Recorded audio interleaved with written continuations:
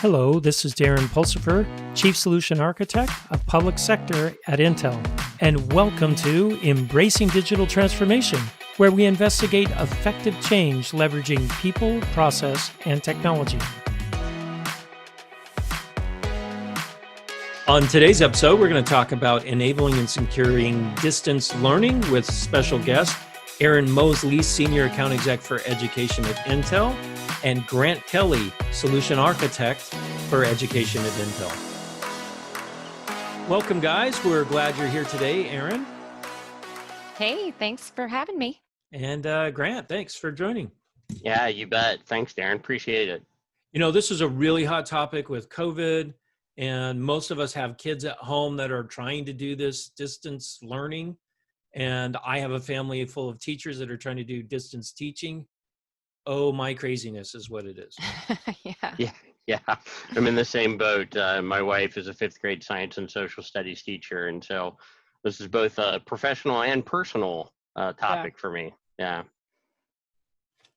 Well, great. So let's dive right in and find out, why are we talking about this today? What can we do to help out school districts and education with this really tough subject? Yeah, awesome. Yeah, so as I mentioned, right, my wife is a fifth grade science and social studies teacher. I've interfaced with a lot of educators across the country, around the world, and some of the things that we're hearing are what we've got here in these emerging considerations. What do we do with these BYOD device scenarios when we're coming from zero trust networks? We've got to look at all of the different options for all of the services that we continue to try and host, with the complexity of now not being in a school site or having access to that school network. What does that do? How does that change?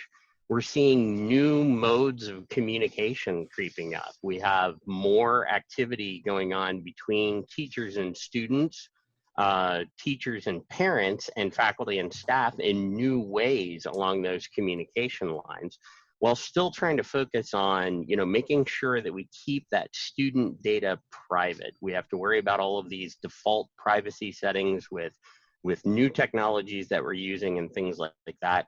And the complexity of what now happens with our help desk support. A lot of these educators and education institutions are accustomed to help desk folks showing up at a regular interval at a school site, and now we've got virtual support that we're trying to roll into this. And how does that change? As well as using these new tools, these new ways of communication. What are the new classroom management paradigms here? We're not talking about classroom management software systems. We're talking about what happens when students join, online meetings and things like that, and have complete control over what they can name themselves and so on and so forth. And what does that do to the whole, classroom management paradigm? Erin, anything you want to add there?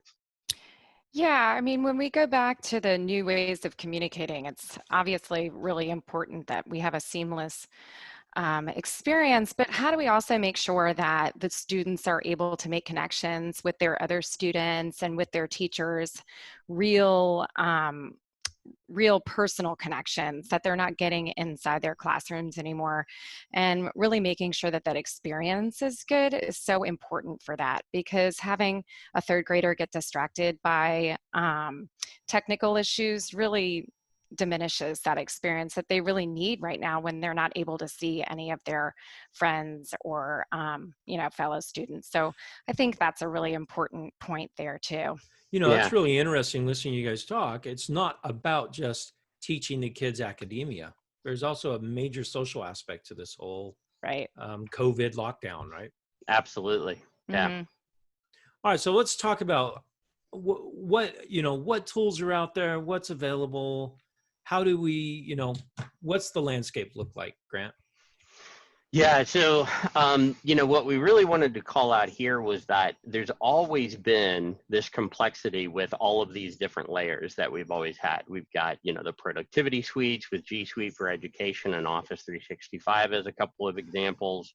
What do we do with learning management systems in this, layered approach here, the student information system integration, How are we, leveraging our capabilities right now with regards to scalability? Are we looking at different infrastructure as a service and platform as a service solutions? Where does storage play in this? And again, we've got that security and privacy concern, and then the underlying platforms that drive all of that. But I save that top layer for last because that is what has been brought in on the top of this. We had limited exposure to bringing in, guest speakers and things like that with some of these AV conferencing and collaboration tools before. But now with all of this landscape that had previously existed, now bringing in a much more, much heavier use of these additional tools has added some of this complexity.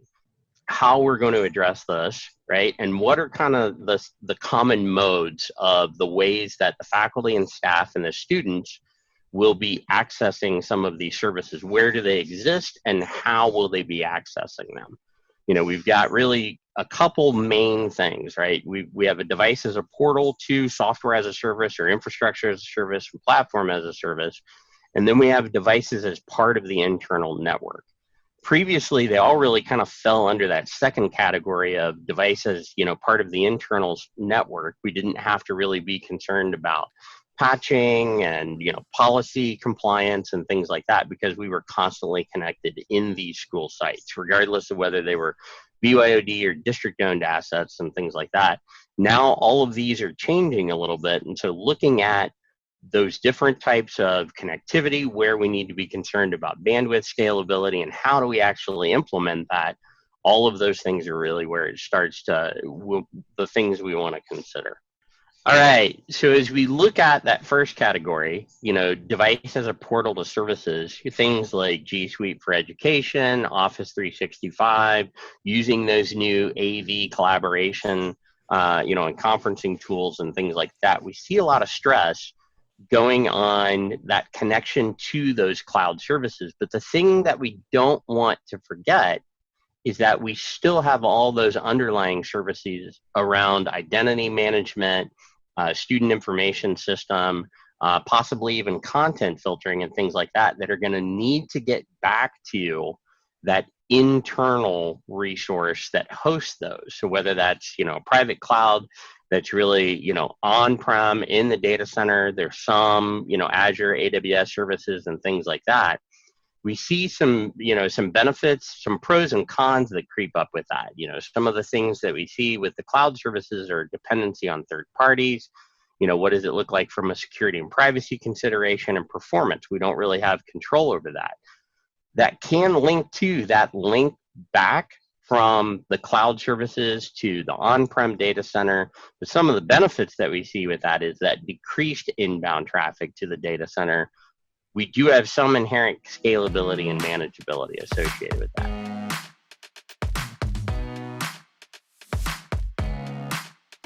So as you start to think about, what does it look like if we're extending the network? The device is part of the network or the private cloud aspect of it. This is probably a new consideration for most education institutions. VPN's not a really hot topic, but as we think about policy compliance on the faculty and staff and student systems, if they're district-owned assets, patching, so on and so forth, this is going to creep up. And so we've got a scalability concern there we really want to be focused on, right? We want to make sure we don't leave that, leave that behind as we start to consider what this new modality looks like with students and teachers being remote. So we can be concerned, or we could see things like network congestion creep up, that VPN scalability that I was talking about. And then what does all this traffic look like coming from a zero trust network? What do we need to be concerned about with that? Some of the benefits, though, is, this is an extension of our internal network. So that security management, the traffic encryption that we've been leveraging, for a while now on the internal network is now extended to, some of these VPN clients and accessibility. If we're VPNing in, we really have accessibility to all of the services internally that we may need. Now, Erin, enterprises, Darren. enterprise has been doing this for some time. Correct. VPN, but you said earlier this is really new for school districts and and, faculty being on a VPN network. Have you seen that, Erin? Have you seen any school districts really start using VPN, or is this like completely foreign to them? I have not seen it from the student side, and it's pretty rare on the teacher side too, but I do think it's a whole new world, right? These are considerations that these school districts are now going to have to take into consideration. I think that in a lot of ways, there's no going back to normal without VPN. They all have to start thinking about how does this look for the future? So, no, I have not seen it in the past. I know my kids are not accessing any of their curriculum or classrooms via VPN, and there's no plans to do that. It's all through third-party applications, virtual worlds. Mm. So, Grant, with all this stuff going on, obviously we're changing things. So bottlenecks are going to change, where IT now needs to focus on different things. Yeah, absolutely. And, the important part that you mentioned there, Darren, is that, especially, just on the VPN topic for just another second, is that as we've seen, enterprise do this for quite some time, as the workforce shifted to virtual, even they were ill prepared for this. And the percentage, I think, is the important part here, is that, they had kind of geared up for a 10% VPN load is what we can expect. If we've got to think about this in education, that number, that ratio is going to be significantly more. We never had a need to think about this for students before. There's a possibility that we do now.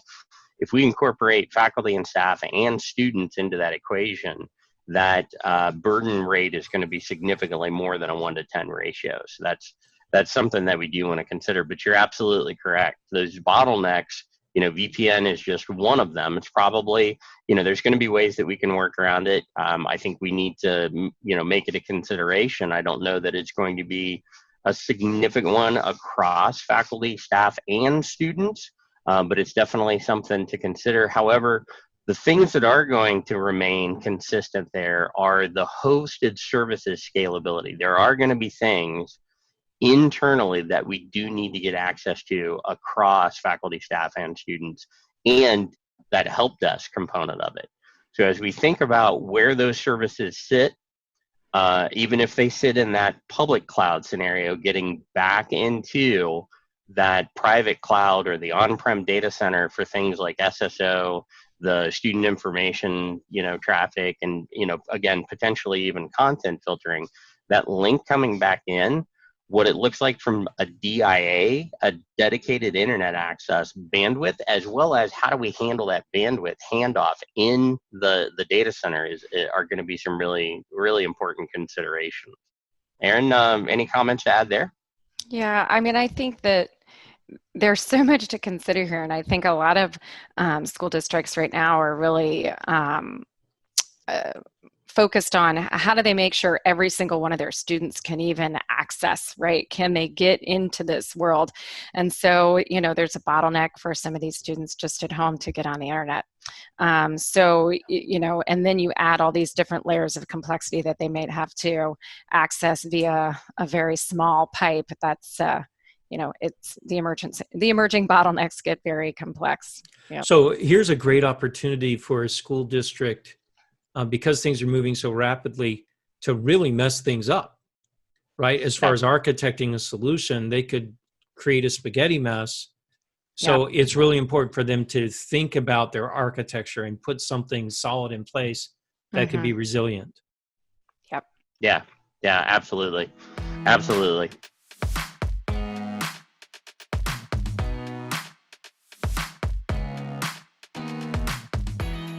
So let's talk about, different options here as far as handling the scalability issue, Grant. Yeah, one of the things that we want to do is think a little bit about, and I think you stated it, really well, Darren, is that we have an opportunity here to go really good, or need a lot of improvement. And some of the things that we've done, we potentially have done, historically, kind of think in terms of scale up in the data center or scale out some of those services to the school sites. And so we may have had some architecture that really accommodated the aggregation of that faculty and staff and student body into those school sites for things like, authentication, patch management, software distribution, so on and so forth. And so we may have, scaled up or scaled out in that regard. And now we've got kind of a new factor that plays in there. And that is now that scale out is handled in a virtual classroom, right? And so it really kind of brings us back towards scaling up those services in the data center. And so as we think about what does that balance actually look like now? We want to accommodate, what historically we may have done, but also what do we need to do going forward? So Erin, you want to add anything to that? No, that's a really good point. It's actually something, in theory I knew, but I hadn't really considered. And obviously every single school that's now gone virtual is not now accessing their curriculum through their business, through their building, and then to the curriculum after that. So it's very interesting how, those worlds have to change, right? Yep. Yeah. Yep. So that balance equation still exists. And that's really what we need to look at is, previously we really only had the two factors of, kind of the on-prem in the data center central office, right? The LAN, and what did it do when it went across the WAN links to those school sites? And now we've got that factor of how do we accommodate all of those virtual classrooms, really? Because if you think about it, the living room of each student, the living room of each teacher is now that extended or virtual classroom now, and how do we accommodate that? So that third factor comes into it, but it still comes down to the primary concept of really kind of finding the balance in what you need for your district, and how do we accommodate all of that? Yeah, I mean, each district may be a little bit different in size and in tech savviness, is that the right thing, of both the kids and the faculty and the staff, right? Yeah. So a lot of moving parts. I do not envy any CIO of a school district right now. Yeah. A lot of moving parts. That's exactly right. Yep. So what can Intel do to help with addressing the bottlenecks that we've kind of identified in this new virtual classroom, this virtual school district concept? Yeah, absolutely. So there's a couple things that there's really, some primary focus areas is the way that we're kind of thinking about this. And the things that don't go away, right, that remain consistent are things, about the endpoint, right? We've got to think about endpoint management, endpoint security, and that's really where that IT help desk comes in. That's probably going to shift a little bit. They, previously, again, they had kind of a scheduled visit to the school sites, and now we're looking at ways that we can do that remotely to be able to support all of those things. That's where we really kind of look at the data center and what are some of the things that we can do in those areas, looking at software defined infrastructure. How do we adopt, software defined networking? Are we using virtual routers, virtual firewalls, virtual wireless LAN controllers, all of that infrastructure that we had? Are we tied to the physical interfaces on that, or have we developed a strategy that'll allow us to scale leveraging software defined, and then integrating some of the capabilities with infrastructure as a service, cloud bursting, and things like that, all while being considerate of those traffic patterns that we talked about? Do we have services where faculty, staff, student body need to get directly back into the data center? Do they go to the cloud service, which still has that implication to the traffic back to the data center for things like identity management with SSO and sys traffic, and again, possibly even content filtering? So we start to drill down into some specific areas where Intel, can help in these situations. It really comes in three major categories: the compute, the storage, and the network. So as we look at kind of shifting, potentially, or bolstering, if you will, a software defined infrastructure, what are the pinch points, or what are the things that you really want to be, considerate of? And it's really around that compute with Intel processors, storage around our storage products, and network capabilities, because rather than being tied to, physical interfaces on appliances and things like that, we can scale up that bandwidth. And this is the important part that I really want to kind of drive home. When we're tied to those physical interfaces and physical capabilities of an appliance with that appliance's compute, storage, and networking, then we're limited to only what that appliance will allow us to do, the maximum capability. What was that appliance originally spec'd for when we bought it? We're now limited to that. That's our cap. When we look at software-defined infrastructure, bringing other compute, storage, and network resources into existing clusters and things like that are what allow us to exceed the original specs that we had when we had originally laid that out. So in situations like this, where our needs have shifted drastically due to an outside influence, right? We all had to shift from this. We all had to stop going into buildings, whatever they may be. We had a totally different scenario here that we all had to adjust to. Scaling beyond what our current capabilities are really require that capability to just layer on additional resources as we need to, as is inherent with software-defined infrastructure. So that software-defined infrastructure gives you that ability to be flexible. It does. As we say, school's back in, everyone go back to school, or no, everyone's at home, I can scale up those services as I need to dynamically. Yeah, that's a really important part, right? Is because there's still so much speculation and uncertainty about what we're going to do next. We've heard terms like the new norm come up, but in my opinion, we don't have full visibility yet to what the new norm is. So having our technology in a very flexible position, I think, is going to be key here, right? Mm-hmm. I also think that security so obviously is an important point to focus on here, because I think it's easy to see security as a bottleneck. And I've seen situations where we just want to bypass this bottleneck because this security is putting too much of a bottleneck on what we want to do and how easy it is for our teachers to access this, or our students. And if you don't take those considerations into, early, and just bypass them, you're actually going to create a lot more problems in the future. So I think carefully considering security and making sure it doesn't become a bottleneck is important, but not at,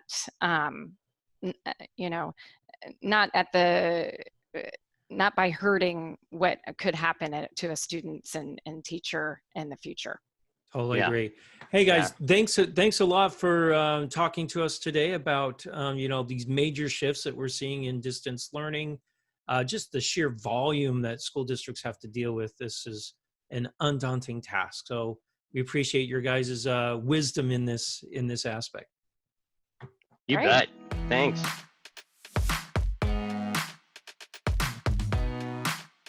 Thanks for listening to Embracing Digital Transformation today. If you liked our episode, go ahead and give us 5 stars on your favorite podcast or video streaming site.